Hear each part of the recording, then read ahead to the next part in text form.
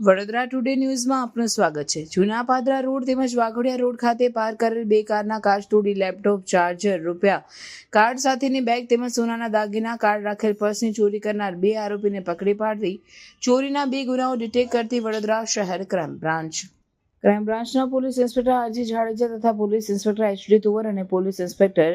NG Jadeja નાઓની દોરવણી હેઠળ ટીમે patrolling દરમિયાન બાતમીના આધારે વારસિયા ધોબી તળાવ પાસેથી શંકાસ્પદ મળેલ બે ઇસમો જેમાં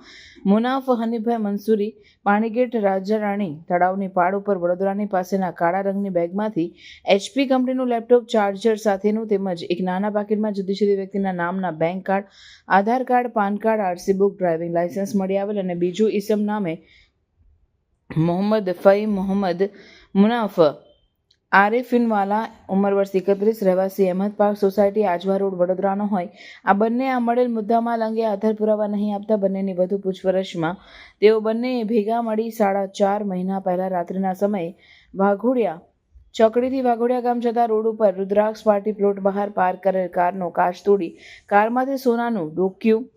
વીંટી, રોકડ રકમ તેમજ જુદા જુદા કાર્ડ સાથેના પર્સની ચોરી કરેલાનું અને આ બંને પૈકીનું ઈસમ નામે મુનાફ મંસૂરીનાએ તેણે પોતે એકલાએ એકાદ મહિના પહેલા રાત્રિના સમયે જૂના પાદરા રોડ ખાતે રાજસ્થાન પાણીપુરી દુકાનની બાજુમાં પાર્ક કરેલ સિયાઝ ફોરવ્હીલનો કાચ પથ્થર વડે તોડી કારમાંથી લેપટોપ, રોકડ, રૂપિયા તેમજ જુદા જુદા કાર્ડ રાખેલ બેગની ચોરી કરેલાનું જણાવતા